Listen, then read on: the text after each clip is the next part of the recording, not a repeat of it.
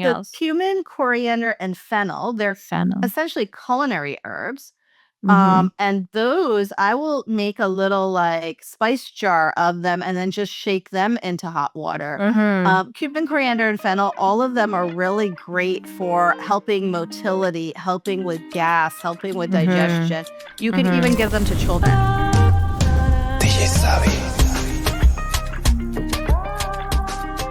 Dr. Monisha Bhanote is a quintuple board-certified physician and integrative pathologist who brings rare depth and breadth to the practice of modern medicine.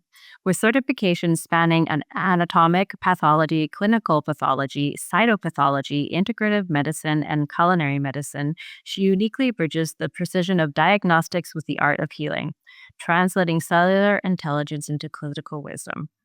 As the best-selling author of The Anatomy of Well-Being, CEO of Wellluca Institute, and founder of Travella Wellness, Dr. Bernot has created a pioneering framework where advanced diagnostics, nutritional biochemistry, and mind-body medicine coverage converge to deliver truly personalized preventative care.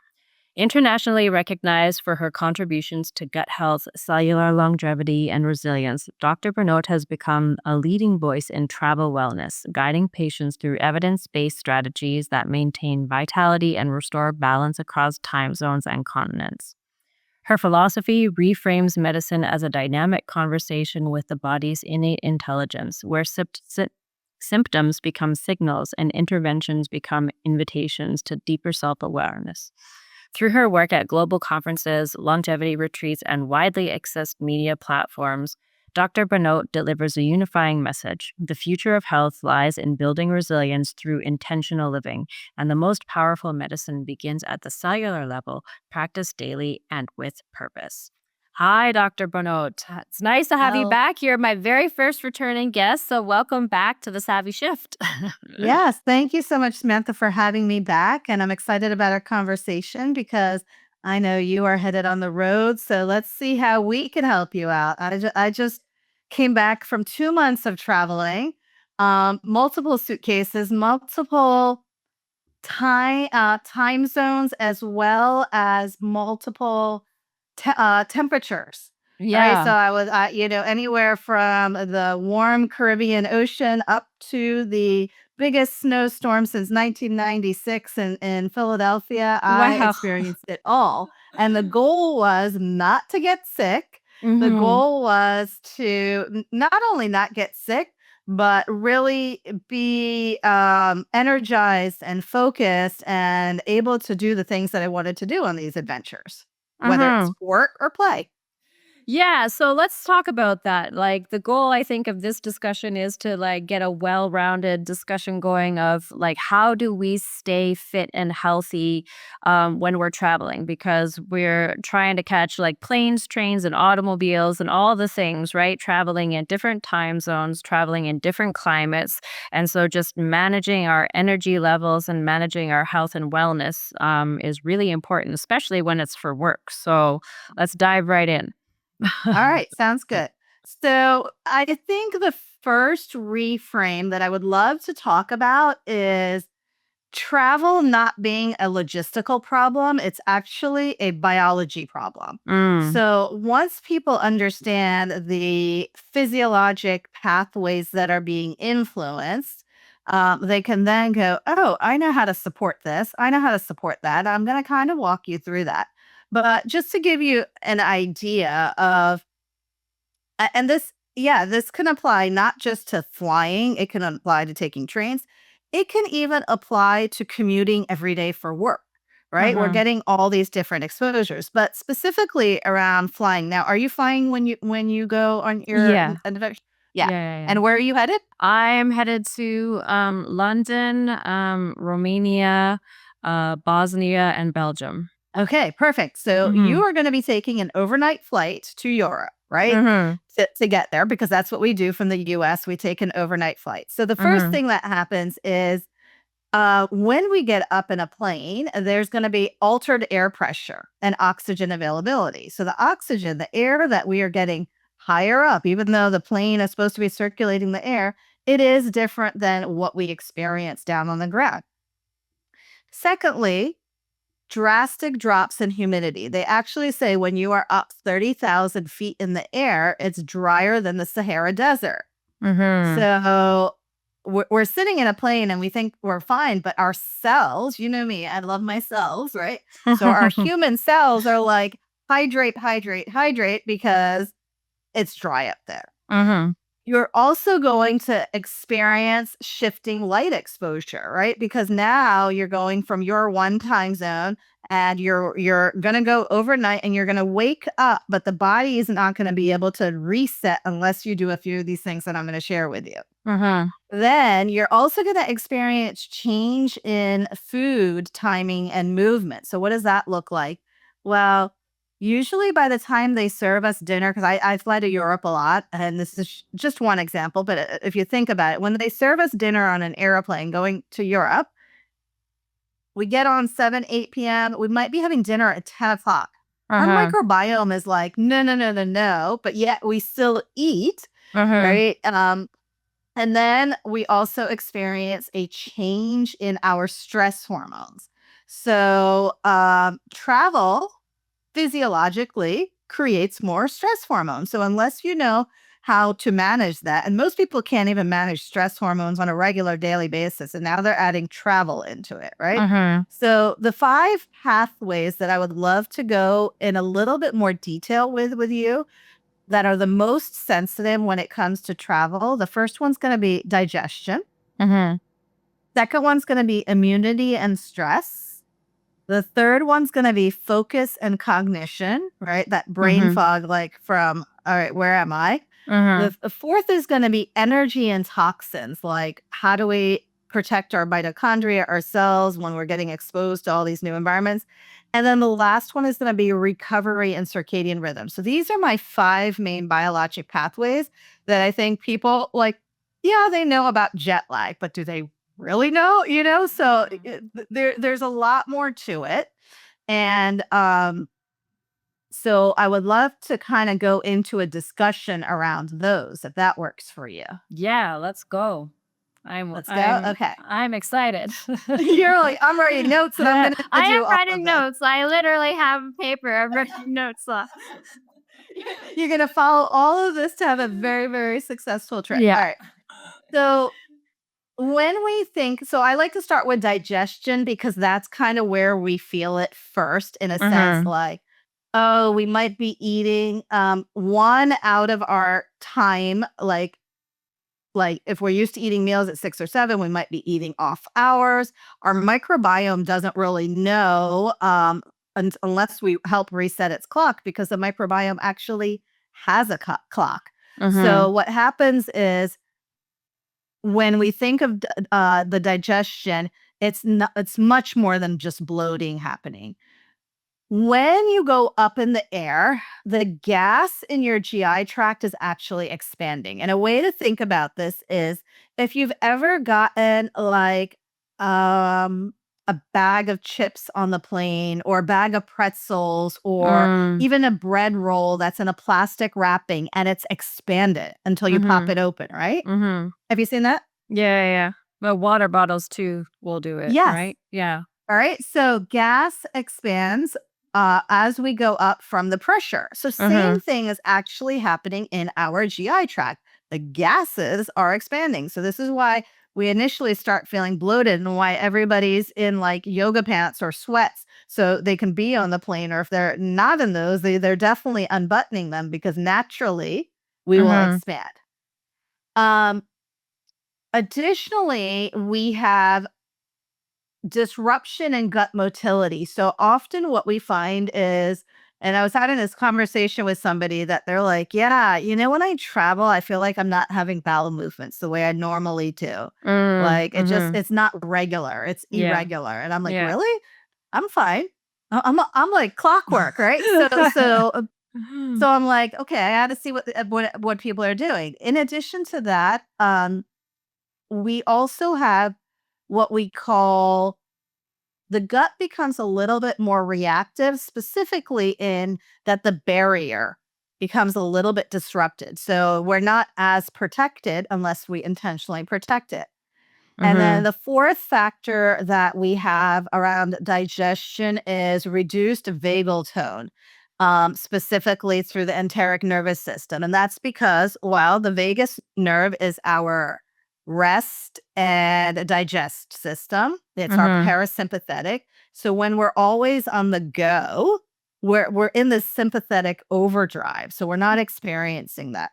It Mhm. to me, it's absolutely the most entertaining thing. Like, you don't need reality TV if you just sit down and pay attention to passengers in an airport.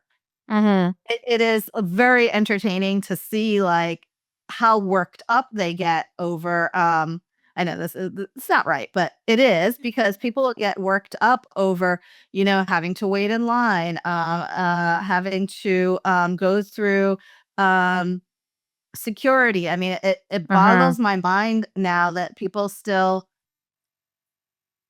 when they get to the TSA line, they go, "Oh, I don't have TSA." I mean, there's signs everywhere, and Mhm. then it boggles me that people still walk through with liquids.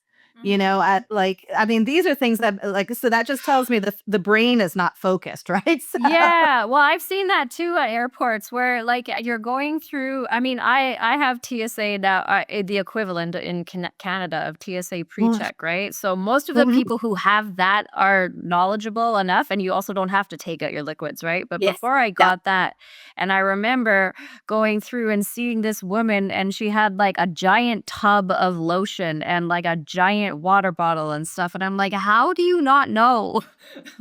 Yeah. No, well, there's people who are like, they just don't know. I mean, the same thing with Yeah. men who've got like change in their pockets, their wallets, their belts, all Mhm. of this. And it's like they haven't even consolidated. So one by one, they're taking things out and then trying to go through, and then again, and then Mhm. trying to go through. And I'm like, Mhm. oh my God, what is this doing to your nervous system? And then you're mad because it's taking time. But, these are Yeah. like basic travel things. But my Yeah. point in sharing this is that just with a little bit of preparation, we can reduce our own stress levels Mhm. because I'm so anti-stress, right? Mhm. So, and then we compound what's happening in our gut with our everyday habits. Okay. So now we compound it even further. So, what are some of the things that we do that we think actually helps? We choose carbonated drinks because we're like, oh, ginger ale will settle my bloating because it's Mhm. carbonated, or some kind of like seltzer drink will settle it. So sparkling water, something like that. Um, we might even eat heavier meals when we're traveling because we're eating one out of convenience. I mean, like, just go through, airport, getting to your terminal, and all the restaurants are always packed. And if you look what people have on their plates, you have burgers and you have pizzas and you have like all this stuff. And I'm going, oh Mhm. my God, these people are not going to feel well when they're on the plane or when they're going to Mhm. arrive at their destination. Mhm. Um, and we're probably eating much saltier food when we travel as well. Mhm. So, like pretzels, chips, packaged foods, Well, that ultra salt is processed. processed, ultra processed. So that's also going to retain this. We're eating at odd times. I already mentioned that, like late night Mhm. meals. Sometimes even once you've arrived at your destination, you might be eating later because you're out touring or doing whatever you are during the day. And we are also eating while we are rushed and distracted, which means we are not chewing our food. So if we're not chewing our food adequately, we're also not breaking it down. Mhm. Therefore, so many things are going to contribute to this bloating. But Mhm. there's a few better choices that you can make, that we can all make, right? So I'm gonna give Mhm. you what some of those choices are because I know that's what Mhm. you're excited about, like, doing. Yes. So, first off, I would say number 1 is choose to drink warm fluids, okay? So, even if that means just, you don't need to have tea necessarily, but just warm water can Mhm. help get the motility going. Um not coffee, caffeine, or anything like that, just, like, warm water can really help. Mhm. I usually recommend something called, if you have really bad digestion, something called cumin, coriander, and fennel tea, which is just Mhm. herbs. So Mhm. CCF tea, that can be really good. Um, Secondly, I would say eat lighter meals and earlier in the day. So try and avoid the heavy, cheesy, oily, fried meals because you're just going to feel sluggish, you know? Uh-huh. You're not going to feel good. Another little thing I would recommend is freezing ginger slices. Hmm. Taking like a fresh ginger, freezing it, and then just having little slices that you can pull out to put, whether that's in your water or in your hot water, your warm water, or even in your like cold water, just Uh-huh. something to kind of help with the digestion because ginger is really good for that and for nausea and stuff. Uh-huh. Nobody thinks about packing ginger, but like if you Uh-huh. freeze it, you can pack it and you can be good for a week.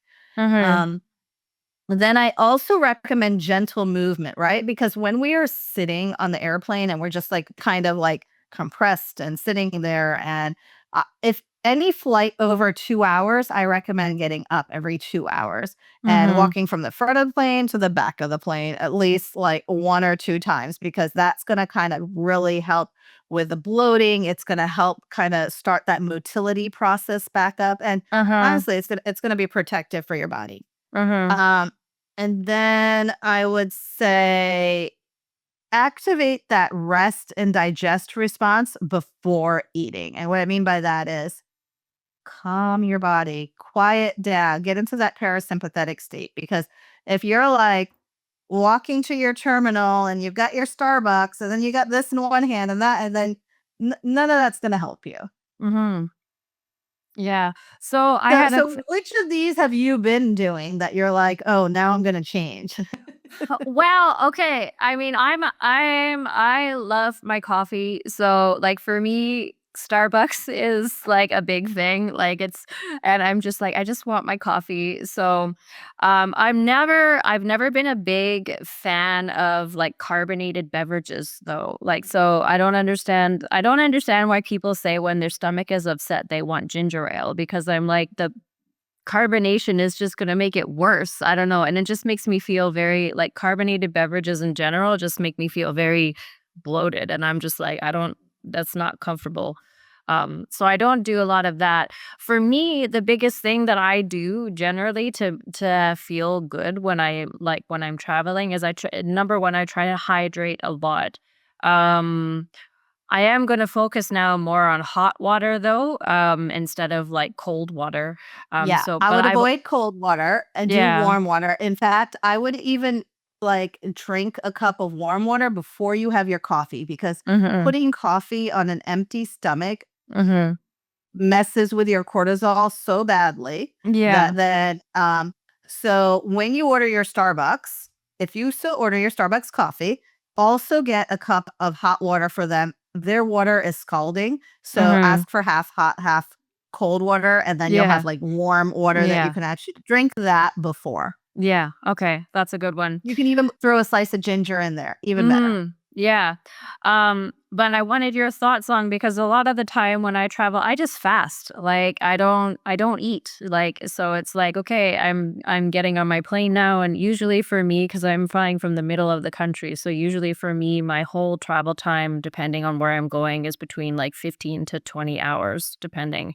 And so but a lot of the time I just don't eat and it's like I just have water, I have my coffee, which is probably not good on an empty stomach, but yeah, because like also the food that you're getting is not high quality food and it does cause me digestive distress, you know? And so it's like I don't want to have to deal with this when I'm traveling, so I just don't eat. Yeah. I would say fasting can be really good. Uh, but you do wanna make sure that you're not kind of relying on just the coffee to get you to the one spot to the other spot, right? Mm, So, mhm, if you're having just, like, 1 cup of coffee, I don't recommend so here's the other thing, and we're gonna talk about, like, circadian and stuff when I get to that pathway, but I don't recommend, caffeine, like, if you're taking a nighttime flight, like, you wanna do stuff according to mhm, the your current destination to then when you get there, right? So mhm, then if you arrive there and you wanna have a cup of coffee, that would make sense. I would not get mhm, on a plane at 8 o'clock at night mhm. and be like, "Oh, let me have a big No. No, it's more so, and a lot of the time, actually, when I travel, one of the things that I don't like about traveling is that it messes with my morning coffee ritual. And so, because I try to make sure that I'm staying in line, but also coffee on planes is just disgusting a lot of the time. And I'm like, this is not worth it. No, that And is not so, worth it. yeah, so then I skip it, right? And that makes me sad because I'm like, oh, I missed my coffee this morning. But yeah, a lot of the time it's just like I'll just really have water when I'm traveling. But the ginger is a really good idea. Yeah, So and ginger, you can yeah. even put cucumbers in there. Hmm. Ginger and cucumber is really good. But what did you say? You Um, said cumin, coriander, and something so else. cumin, coriander, and fennel, they're Fennel. essentially culinary herbs. Mm-hmm. And those I will make a little like spice jar of them and then just shake them into hot water. Mm-hmm. Cumin, coriander, and fennel, all of them are really great for helping motility, helping with gas, helping with Mm-hmm. digestion. You can even Mm-hmm. give them to children. Mm-hmm. That's how good it is. Yeah. Yeah. Yeah. Yeah. Awesome. Yeah. So that's something that I think would be really beneficial as well. But also, yeah, just like learning like as you travel more, you learn the things that stress you out the most. And so just like knowing in advance what's gonna stress you out and like avoiding that, right? So it's Yeah. like if And you don't wanna protecting yourself from it. yeah, Yeah. exactly. So Yeah. yeah. So now another thing that I see often is pathway number 2 is immunity, right? Mhm. So why do people get sick? Well, what they feel like when they travel, they're getting sick, where they're like, "Oh, I picked up a bug from somebody at the airport, like, or on the Mhm. plane or something like that." Why exactly is that happening? Um, so there's a few things going on here. First off is when your cortisol, your stress is elevated, your immune system is suppressed. Mhm. That absolutely sucks, right? So it's basically like you're stressed out. Your immune system is like, we're going the other way. Not Mhm. helpful at all. But that Mhm. just means that you are more prone to exposures, which is why we keep our stress down. Mhm. Um, Secondly, I know you mentioned you drink a lot of water, which is great because when we travel, we get dehydrated. Our mucosa from our lining all the way from our mouth and our nose all the way down to our gut gets dehydrated. And that Mhm. dehydrated mucosal barrier also will influence the immune system. Mhm. In addition to that, because our sleep gets dysregulated, the immune cells that are fighting off things also get confused and dysregulated. And then we are in this constant state of stress. I mean, stress is really the key to why your immunity fails, and then you're like, I got sick after traveling, or I'm sick when I arrive. Mhm. But we, of course, contribute to it to make it even worse. And some of the things that I see commonly that happen is evening cocktails and wine. Yeah.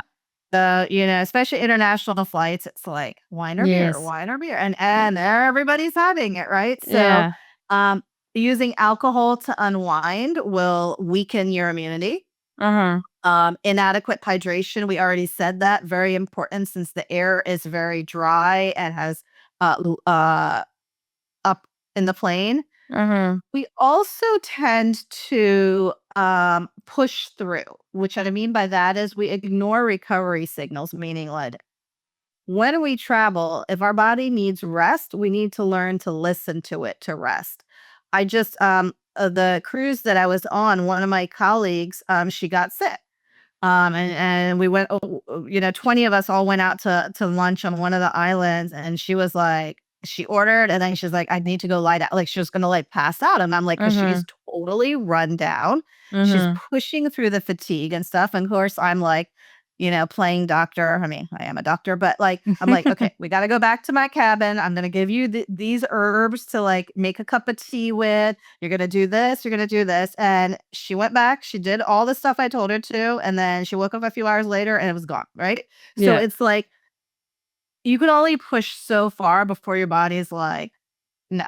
Mhm. Um, we also tend to eat stressed fueled eating. What I mean by that is when we eat when we're stressed, that will actually weaken our immunity. So, Mhm. um, and then irregular sleep timing. So when you don't sleep well, your immune system does not do well.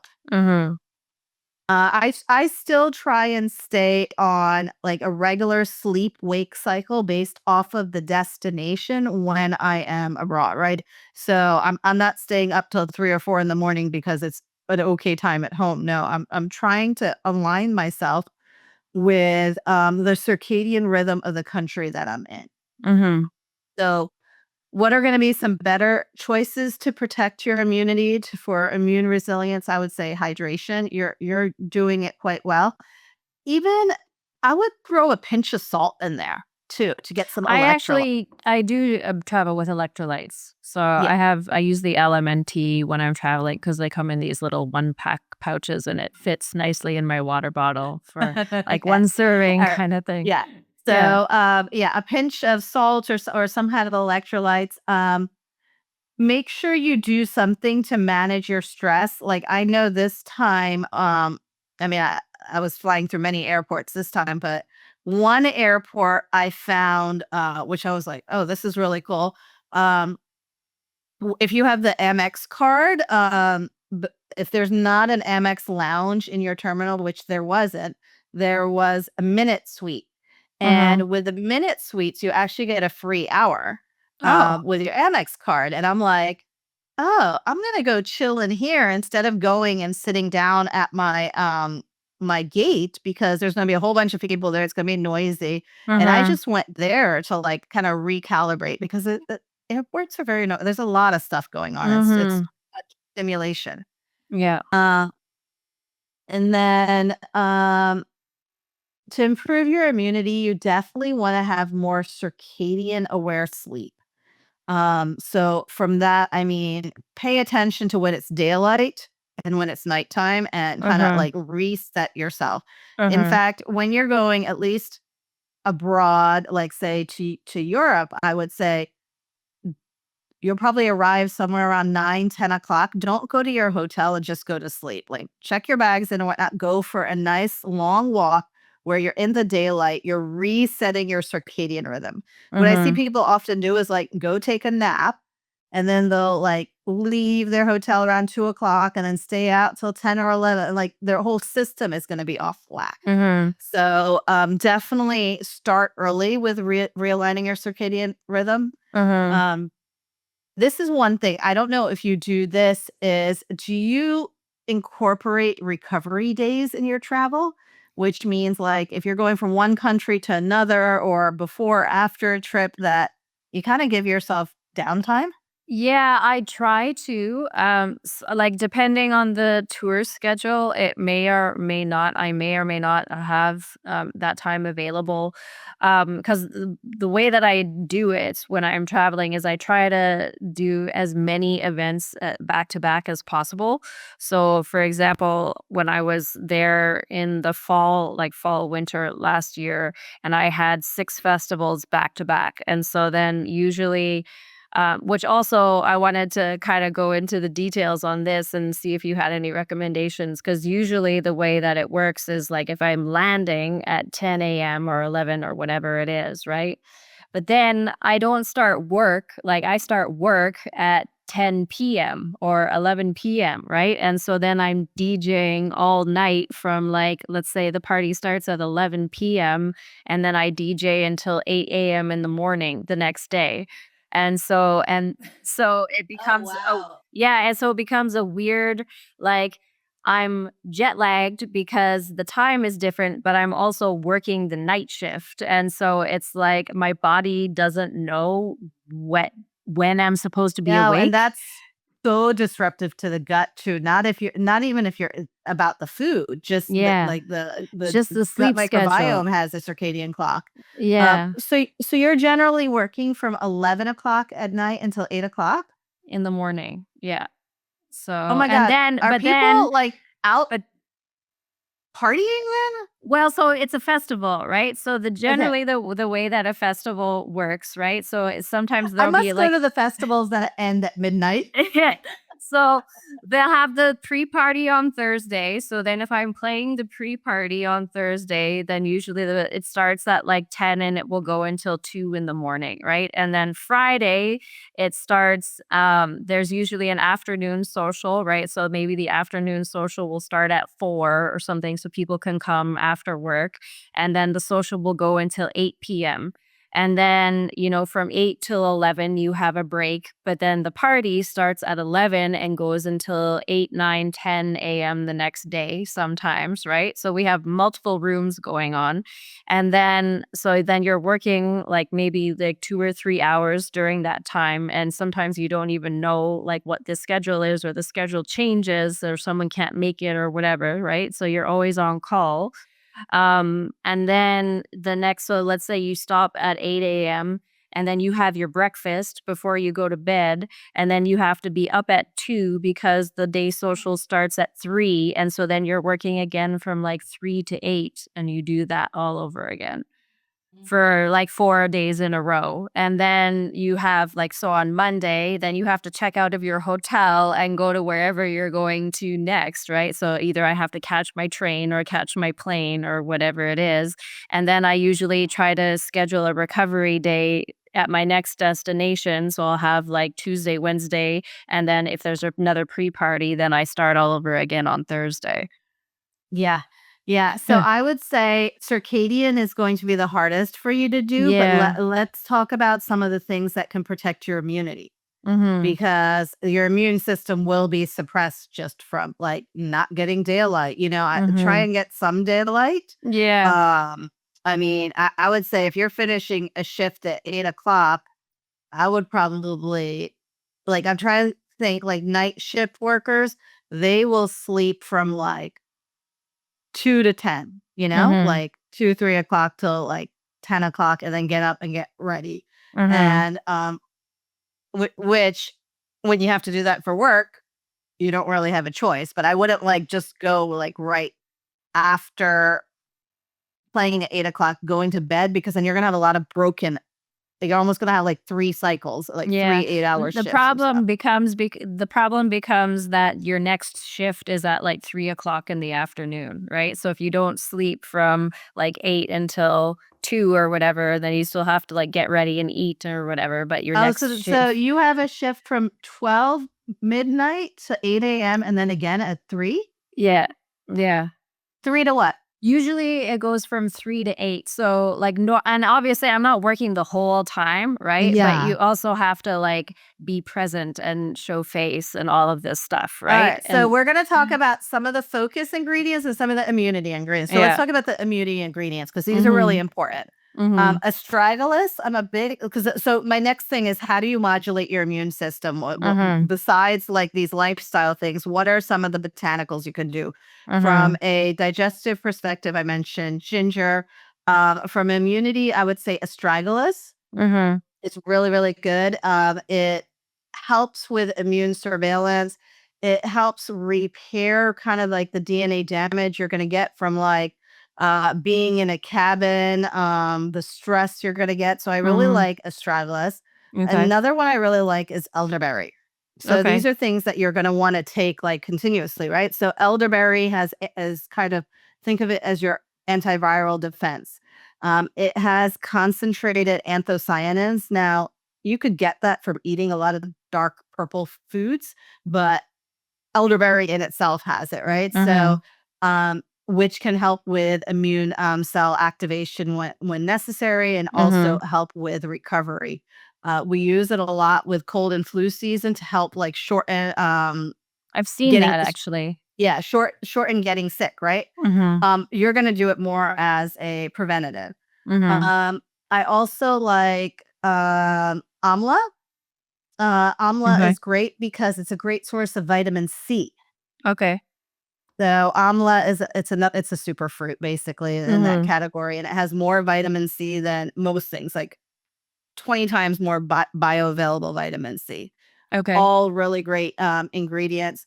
Vitamin C is also really important for UV exposure. Are you Hmm. a aisle person or a window person? I'm a window person. I am a window person too. So the fascinating thing is that when you're up in a flight 30,000 feet up in the sky, you're getting, even though it's behind glass, you are getting a lot more UV exposure than you realize. Hmm. So, one, sunblock, yes, Hmm. inside an airplane. Two, close the window. I mean, I just started closing the window because I was like shocked to find out how much exposure you get.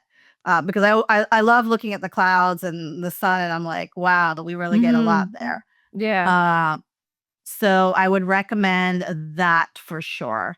Yeah, I've heard actually as like I mean UV is obviously a type of radiation, but I've heard the radiation is I don't exactly know what the number is, but I was trying to get some sort of body scan before and it wasn't available in a certain province here in Canada and because they're like, yeah, the exposure is really high and I was like it's like 10 times less than what I get on a flight and I travel all the Mhm, mhm. time. Yeah.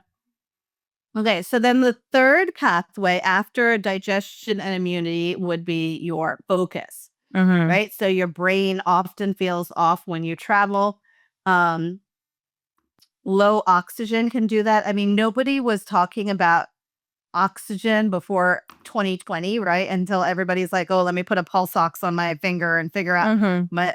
But that happens when you fly, right? We get Mhm. hypoxia. Our cells get hypoxia because of Mhm. the altitude change.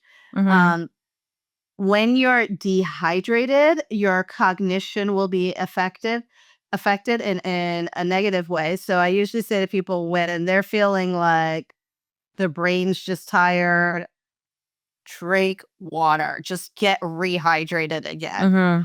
Um, for our brain, also, our attention can be influenced by the level of our stress hormones, by cortisol, because um, cortisol will kind of fragment our attention. So we get this fragmentation.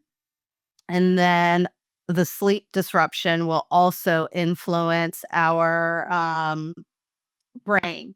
So, what do we do that sabotages it even more? Yes, we make it worse, right? So, Of course. of course we do. We're human. Sugar snacks. So yeah, so yes to sugar heavy snacks, quick carbs, fast crashes. So yesterday I'm sitting on the airplane and wait, was this yesterday? No, yesterday my plane was fine. It was Sunday. Yeah, I literally have been on two different flights from two different and within 24 Yeah. hours. Yeah. But on Sunday I'm sitting on the plane and the girl next to me had two bags of candy. One was like these like gummy bear thingies, and then the other Mhm. one was like, oh no, no, no. Was one was a bag of chips, it was a salty bag of chips, and the other one was gummy bears. Mhm. And she's sitting there eating them like the first 10 minutes of the flight. And I'm like, oh man, she's gonna crash. She's gonna crash. Mhm. And of course, like, it wasn't that long of a flight. It was like a 3.5 hour flight, but she was like out. She like did not move after that. Yeah. Um, so sugary snacks, and that even applies to like our Starbucks, right? So like our frappuccinos and all these Mhm. like things. They might feel good in the beginning, but you're not going to have energy later on, and you're definitely not going to have focus later on. Mhm. Um, Another thing is that we often do that makes our focus worse is task switching. So we're like, oh, let's watch a movie on our iPad and then we're playing a game on our cell phone. Or, now some airlines give you free internet. So we're checking emails and we're doing this and we're doing, whether you're sitting at home or you're traveling, multitasking has never worked when it comes Mhm. to focus. You won't Mhm. get as much done. Mhm. Um, Another one people don't think about, and this can apply whether you're just traveling for work or you sit at home and work, but also keeping in mind in flying is posture. When we have prolonged posture where our head is kind of slouched forward, Uh-huh. We have two very powerful vessels here, the carotid arteries that send a blood supply up to our brain. When we are compressing that, blood does not go up to your brain. So, and we don't think about it because what do? We sit all day long, like, Mhm. either on our keyboards or, and same thing, like, the first thing I do as soon as like they say, like on an airplane, that, you can, like, recline your seat because like, I always feel like that one pushes my head forward. Like, I Mhm. always recline it, so then I'm, like, Yeah. just enough to make my, Yeah. literally the oxygen go to my brain. Yeah. Um, uh, other thing I already kinda mentioned, but it's important to mention here when it comes to focus is noise and crowd overload. Airports, announcements, all of that.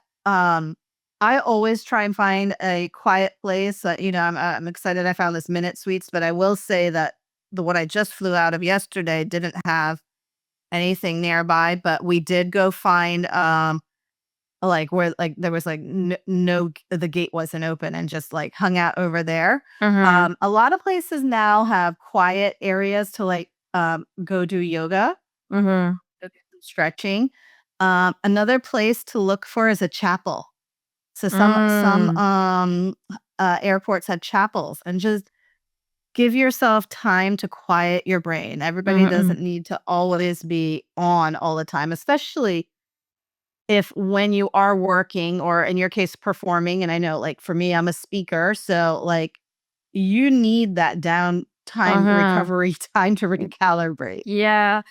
Yeah, well, I find, like, for me, like, my credit card gets me into a lot of lounges, right? And so I got the credit card specifically so that I have lounge access now Yes. because I find that being in the super busy areas where everybody like, it just and I'm always traveling alone, right? Like, I don't have people there to, like, help me manage my stress or whatever, right? Like, so I'm the one who's taking care of all my equipment, I'm the one who's taking care of all the luggage, like, everything, right? So I find that um, going to the lounges and just where it's I mean, it's still busy sometimes, but at least it's, like, more contained or, like, Yeah.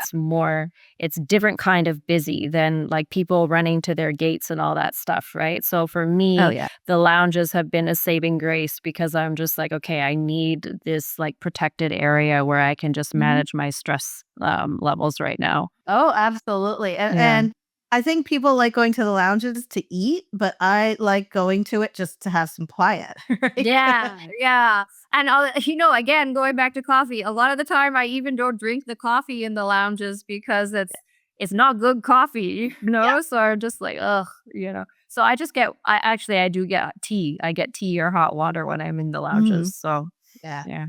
And and another thing that really sabotages our focus when we travel is when we're basically indoors all the time. So if we're just Mhm, like literally we go from being in an airport to being in a plane to being in a hotel or a conference room, like we can't skip natural daylight and we tend to, you know. mhm, Um so what are some things that you can do to improve brain fog? Meaning, I don't want brain fog, right?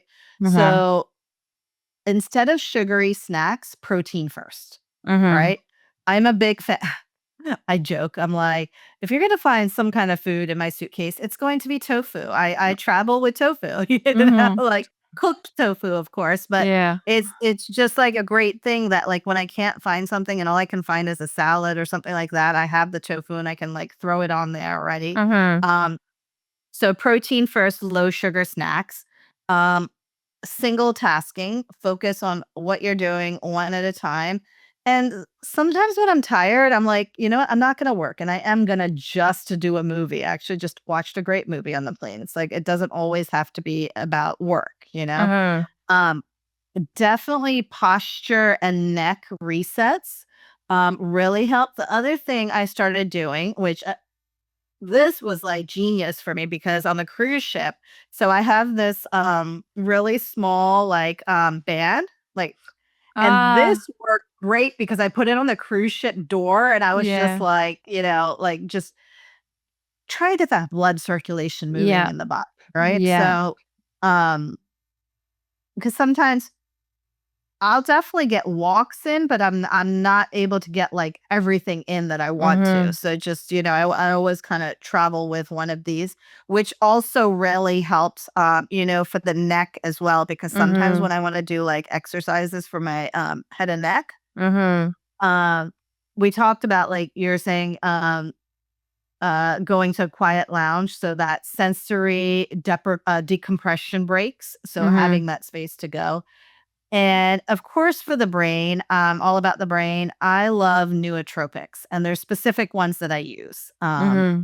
I'm not sure if you're familiar with any of them or if you tried them. I used Um, to I used to take some I had a stack that I was doing, but I fell off of it for a while, so yeah, but okay. there was like there's what's it called? Lion's mane mushroom, I Okay. Yeah. think. Yeah. Yeah. I've done lion's mane before. Yeah. Lion's mane Mhm. is a mushroom. Um, well, the one that I'm doing now, one is gotu kola. So, Mhm. these are more Ayurvedic herbs. So, gotu kola is specifically helps with cerebral blood flow, Mhm. right? And neural connectivity. So, helping the neurons, the brain cells connect better. It's a plant. You can Mhm. grow it, you can eat it, and it's really good, especially from that brain fog or that mental fog that you get from stagnation, where you're just not Uh-huh. moving as much, prolonged sitting, the altitude changes. So, that's really good. Um, the second one I've been using for a long time is called Bacopa Manieri. That's Mhm. another good one. This one is really more for helping with memory consolidation and reducing that cortisol. 'Cause remember, when I go back, a lot of Yeah. this has to do with like our stress, right? Um, it strengthens those neural pathways, and is really good, especially when you experience like an overload from changing environments, when you have a lot of languages you're like being exposed to, and schedules are very hectic. Bacopa can be really good. Mhm. And then the last one I use more for the brain, but is also really good for stress, is holy basil. Have you heard of holy basil? Yes, I have. Yeah. Yeah, yeah. So holy basil, it's like also known as tulsi, another Ayurvedic one, which modulates the HPA axis, or really our stress response. So it can recalibrate that stress response, helping that kind of equilibrium kind of reset. So that three-part combo is like one of my favorite combos. And some of these things, like the holy basil, you can get in a tea. Mhm. You can drink like a holy basil tea. Mhm. Um, Gotu kola, I grow the plant, but I also, you can get this all in supplement form and stuff. Bacopa, I've been taking this supplement since 2020. Mhm. Really, really good. Mhm. So those would be some of the nootropics or cognitive botanicals I would suggest.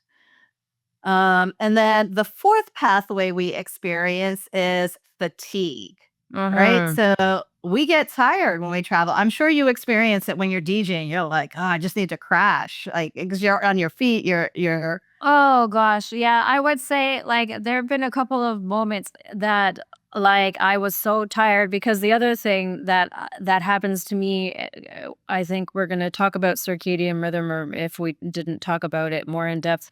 Um like because I don't know I don't know what my schedule is all the time, and I don't know, like, my body doesn't know what time of day it is and all of these things, and so a lot of the time I just spend a whole weekend not sleeping because, like, my body doesn't know what time it is. I'm trying to sleep in the middle of the day, but it's still on, like, North America time, but my gig is like I have to play in an hour and a half, and so I have to make sure that I don't sleep through my alarm, and so then my body is so stressed out that it just, like, doesn't sleep, and so a lot of the time by the end of the weekend, like, I am so tired, I just wanna cry, but then you still have to perform, yeah, right? Like, so you still have to you're on, like, so you have to you're go. on. Oh, Yeah, I know it. Um, so, and so then you power through. But I think like the interesting thing, and maybe this resonates with you, the interesting thing is that sometimes the sets where you're the most tired or where you feel the most hopeless, like, I don't know how I'm going to get through this. And those turn out to be the best sets because you just like somehow or other this energy comes from within you and you just like, and then all of a sudden you're just like, where did that come from? Like, I don't know. That does happen. Yeah, no, Yeah. I would agree with you because there was like one talk I was giving on the ship, and I'm like, oh, I haven't had time to prep for this. It's been a late night. I want to make sure I get my, but I know I need to go over the talk. And then I'm like, and it was the longest one. It was like a 90-minute. And I'm like, what am I going to say for 90 minutes? And then I'm like, you know what? I'm just going to go out there and do it. And people were just like, wow, like blown away. And I'm like, Yeah. oh, clearly just something was like coming out of my mouth that was like resonating. And Yeah. yeah, sometimes it's that inner adrenaline, but you got to be Mhm. careful with that because that's like what burns out. But Mhm. that's where protecting your mitochondria. So when we travel and we do all of this, the mitochondria, which are the little organelles inside each of our cells that Mhm. make energy for our body and our cells, the efficiency of them declines. Um, we also get exposed to more toxins, which can affect fatigue, right? So different air, different pesticides, fuel, all different things. And of course, we come back to circadian, right? But here's Mhm. the thing, you don't want to have your bad habits make it worse, right? There's some things we can control, some that we can't. So one of them, the bad habits we have is back-to-back travel days, Mhm. right? So that's where I go back to, yeah, if there's no recovery buffer, the body is going to eventually crash. Mhm. Um, then ultra processed foods, Mhm. right? That will make it worse too. Eating ultra processed foods will make you tired. Mhm. People that come to me and they're like, "Oh, I can't figure out why I'm so drained all the time. I don't have energy." And then we sit down and do their food journal. I'm like, "It's because you don't have any fuel. Like your Well, body." and it's like there's a difference between like just because something has calories doesn't mean like it's not nutrition, right? So, and I think Well, that's I did we think talk about people. this last time? About Yeah, like we there's a talk about nutrition this. deficit. Yeah. We're overfed and we have a poor nutrient Yeah. intake. But I think people just think if food is in the grocery store that that's food, but a lot Not. of that has a lot of preservatives and additives and things that our body cannot identify to break down. And if it can't break it down, that means the body's working extra hard utilizing that Mhm. food. Mhm. Uh, constant artificial light, right? So, I'm just thinking about your DJ lights now because in my mind, I'm going, okay, this is Ibiza happening here, where it's just like lights, lights, lights, and Yeah, yeah, like it's dark, it's so funny too, right? Because if you're working the late shift, right? So if you're working the late shift between like 6 and 8 or 10 a.m. or whatever, and like the room is completely dark. So like yeah, I can't even see sometimes if there are even yeah, people there. And I'm like, I don't know. And then you leave and you go out into the world and it's like it's like a yeah, vampire because you're like, what yes, is going on? yeah, yeah. So a lot of artificial light makes it worse.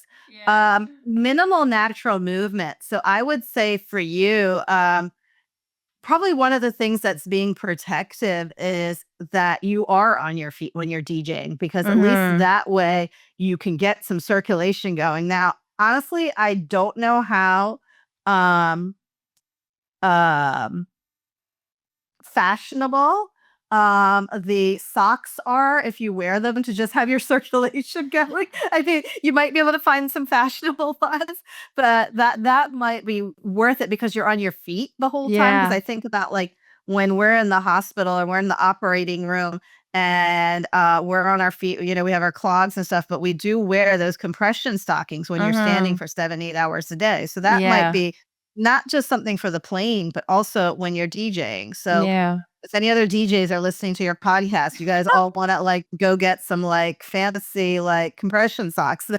Yeah. Well, one of the things that like I have seen, I don't have one myself because it's just like another thing that I would need to travel with, but you can get these like they're like these soft foam pads that you can just stand on. And so that becomes like more protective of your back because your Oh, back really starts to hurt after a while as well. mhm. And then I also did invest in a pair of like flip flops that actually have like some arch support in them Yeah. because there's at a certain point in time I can feel like my foot is not evenly distributed. And so that starts causing a lot of heel pain. And Mhm. so, yeah, so it's like little things like that. I do get a lot of natural movement though as well because like if I'm not DJing, then a lot of the time I'm dancing, and Mm. so because it's a walking dance that I do mostly, so there's a lot like I get my Yeah. 10,000 steps in. Yeah, So easily. yeah, easily. Yeah. You're probably getting much more than that. Yeah. Yeah. Um, and then the other thing, environmental thing that we might ignore that can also drain our energy is the exposures, right? So like air, Mhm. fuel, cabin toxins, all of that. Mhm. So how are we going to protect our energy and have better choices for sustained energy? First, we want to reduce oxidative load. So when I mean oxidative load is anything that our cells are being exposed to, reduce it, protect it with antioxidants that comes back to vitamins A, C, and E, vitamin like foods that are rich in vitamin A, C, and E. Those are Mhm. antioxidants. Foods that are Mhm. rich in CoQ10, rich in alpha lipoic, plant-based antioxidants. Those are going to be all really good. Mhm. You want to protect your mitochondria, the little organelles. Mhm.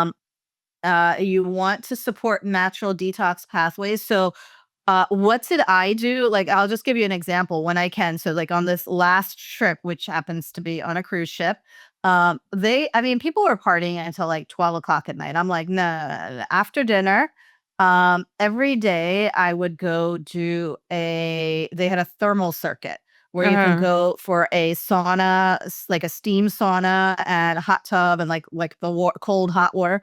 I Mhm. did that every single day except one day that whole week because that's Mhm. like kind of one supporting the detox pathways, but also Mhm. helping kind of the body kind of recover. Mhm. So wherever you can find that, like I don't know if the next time I'm on a ship they'll have that, but when they do Mhm. have those kinds of things, I do try and access them. Mhm. And then, of course, we want to maintain energy foundation. So, some things that people don't really think about is what are some of the ingredients that kind of can help with mitochondrial support? Um, and you want to make more mitochondria. As we age, our Mhm. mitochondria numbers not only decrease, they become dysfunctional. So, Mhm. one of the cofactors that I really like is called PQQ, Oh, I've and heard this of is that. real. Have you heard of that? Yeah, yeah, Yeah, to help stimulate mitochondria. yeah. Okay. Right. So that is really good. It will actually help regenerate that. That's especially like when you're traveling to help with peak energy. I notice when I don't take it, like there's a huge difference. So Mhm. PQQ is really good. Glutathione, which is a master antioxidant, Mhm. really good because it helps neutralize those toxins. That are kind of, in a way, overloading our system. Magnesium can be really good to help with the muscle tension. Um, Resveratrol is another one I might use because it helps with the oxidative cascade, especially radiation exposure when we're thinking of that circadian disruption. Um, B12, of course, for energy, right? So Mhm. B12, you need B12 for energy, and it Mhm. also helps make red blood cells. So when red blood cells are made, then more blood cells can bring oxygen to the rest of our body. Mhm. So, pretty straightforward there. So those are kind of some of the main energy ones, and then the last pathway that we talk about is recovery. Right. Mhm. So yes, our body clock is on the wrong clock, and it's due to light exposure. It's due to the circadian desynchronization across every single organ. It's due to the melatonin gets suppressed, right? So Mhm. our pineal gland that makes melatonin it's controlled by daylight and nighttime, Mhm. and it also gets disrupted when we don't have that parasympathetic recovery time. Mhm. What do we do that makes it worse? Well, we use alcohol for sleep. Mhm. Definitely makes it worse because you're going to get sedation, not recovery. You're not going to have your full sleep waves all throughout. It's going to get suppressed. Late night meals. Mhm. Right. So if you're eating at all these different hours, then your digestion is always staying active. The body can do one of two things. It can, in rest phase, right? It can either rest and digest, or it can rest and sleep. If Mhm. you try to do both, if you've ever eaten anything late at night and you're like, I'm not sleeping that well, Uh-huh. um, screens at night, so blue light will delay melatonin production. Now, I'm wondering for you, are you wearing blue light blocking glasses when you're DJing? Because you're getting all kinds of light. I do not, at this point. I do have blue light glasses that I wear, like, when I'm at home before bed, but when I'm DJing, I haven't started wearing those yet. Um That might be an interesting thing to try for Mhm. this time around because at least so not all your melatonin gets suppressed, Yeah.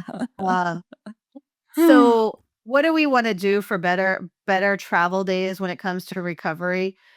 We wanna have some kind of ritual for, like, our evening nervous system downshifting, whatever that might look like, Mhm. whether that's a Epsom salt bath, whether that's, I'm a big fan of, even if you don't have a bath, there's a lot of European hotels don't have bathtubs, but, Mhm. um, an Epsom salt foot soak. Mhm. So, but even just soaking your feet in Epsom salts, right? Yeah. Um, which also helps with that mineral repletion that Yeah. I know you're doing electrolyte powders, but there's other things like our skin is our biggest organ. So you Mhm. can absorb a Mhm. lot of magnesium through that. And then there are a few other adaptogens I might add in there. I had already mentioned holy basil is an adaptogen. I already mentioned um, another one I use is Shishandra. Okay. Uh, Shishandra is an adaptogen, which is really good because it helps with liver detoxification when we're traveling. Our liver kind of gets overburdened, whether that's from alcohol or some of the foods that we're eating. Mhm. Um, but it helps with environmental toxins as well. Um, and it works, since it's an adaptogen, it kind of works to support without being stimulating. Okay. Okay. So we don't want stimulation there. Let me think, is there anything else that I missed? So that would be your gentle adaptogenic support. So just kind of to wrap this up, all of this is connected. Like that biology of travel is all connected. So generally, where we first see it is our digestion. So if we start that cascade of not eating right and eating at all hours, we make it worse. That affects our immunity. Once our immunity is affected, of course, we go into focus. Our focus then goes into energy, and then lastly it goes into recovery. So it's this cycle that just goes around and around. So Mhm. how are you going to build better resilience? You're going to first pay attention to the first signal. You're going to understand the disruption. You're going to reduce whatever load you can, and you're going to support the pathway to then restore rhythm. Mhm. Does that So make a little bit of sense? that makes a lot of sense. It makes a lot of sense, and I would say, a lot of the key factors here. I mean, it's stress and I think maybe the coping mechanisms that we use to manage stress as well. So Yeah. I'm thinking stress and alcohol.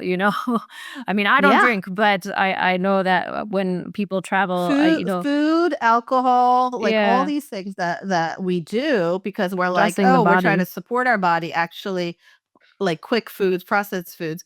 So, some of these ingredients that I have been talking to you about are part of my travel wellness supplement called Trabella Mhm. Essentials, which will be available in a few short weeks. Mhm. But I basically was tired of taking an apothecary of things with me. That's what I was gonna ask you. Because I know that you have the supplement coming out, and I was gonna say, like, we've probably identified 20 different things that we can be taking here, and you can't bring 20 pill bottles with you. Well, trust me, I was in the past, like Yeah. taking a combinations of all this stuff. Um, and especially not just for me and my travels, but also like sometimes my father, who's 75, he would travel with me. And I'm like, okay, you are not getting sick. We're going to make Mhm. sure you're protected. So I've been taking this like the supplement for a year and a half now, but it all came from the idea of this is not just for travel. This is everyday cellular resilience, right? Mhm. So I take it every day. And then Mhm. when I'm traveling, depending on how many times it is I'm going, I will add another couple capsules of it. But I have Mhm. not stopped taking it for a year and a half. And it's been amazing. So yes, it's Travella Wellness is the company and Okay. Travella Essentials, where just Travella is our core product that is coming out, which has a special proprietary travel resilience complex in it, which has all these herbs. So you don't need to Mhm. kind of mix and match and have all these bottles. If you're taking 3 capsules a day. So now the only thing I travel with is that. And when I'm at home, the only additional stuff that I add is I will add a vitamin D and an omega. But Mhm. other than that, because I used to be on 30 different models and Mhm. more than 30, like so Yeah. many different things. Yeah. And I just found that this has been a total game changer. Mhm. Yeah, because it's all about efficiency. When we're Mhm. traveling, everything has to be about efficiency. So, yeah, no, this is really good. We'll put the link down to the website in the description of the video. So, Yeah. wow. Okay. So, did you have anything else that you wanted to talk about while we were here in terms of travel? Well, I did have a question for you. So, I'm not sure if you've ever heard of these supplements. And it's supposed to help with jet lag, right? So these jet lag Okay, herbals. so I'm not gonna name any companies, Yeah. but let's just say that there because trust me, I checked the market, Yeah. for companies that are currently producing travel supplements. So there is quite a few on the market, but, um, my challenge with them is that they have sugar, they Mhm. have caffeine, Mhm. they have fish oil, and I'm totally plant-based. Mhm. Um They are meant for an acute fix. You will still crash after them. Mhm. So mine is meant to not just improve your travel experience, but also help you live a longer, happier, healthier life because it Mhm. is not just a travel supplement, it's a longevity supplement. Mhm. So Mhm. I'm working at a more deeper cellular level when I Mhm. created this, just because of my expertise as a physician. There's no Mhm. this is the only physician formulated travel wellness supplement on the market. Mhm. Most Mhm. are for like say bros going on spring break, but we need something I know the exposure to my patients get. I tested thousands. I had Yeah. a lot of patients who travel, and I know what their cells need in order to function. That's why it's not one you take just the day of travel. It's Mhm. it's really meant for an everyday, protect your cells. It there's a gap in our health when it comes to like, all right, what supplement should we take? And this is really Mhm. filling that gap. And it's also the Mhm. first one to combine Ayurvedic ingredients. Mhm. Amazing. Yeah. Yeah, because one of the things that I really discovered, I only took it twice, I think, from trips back and forth to Europe, and I just had the most massive headaches both times, and I was just like, "This is not like, I would rather just deal with the jet lag than deal with the headaches, honestly." So, And what I would say there is hydrate, hydrate, yeah. hydrate, because the other stuff it gives you a quick thing and then you crash and you feel worse. So Yeah, I know yeah, I know what you're talking about. yeah, So yeah, so anyways, Dr. Bruno, this has been a really amazing conversation, and I'm going to be implementing some of these practices into my travel. I'm leaving next week. So, yeah. And thank you so much for being here and for being my very first return guest. So, that's exciting. And I hope you enjoyed it as well. yes, thank you so much for having me, Samantha. Okay. Have a great day. You too. Bye. sabe.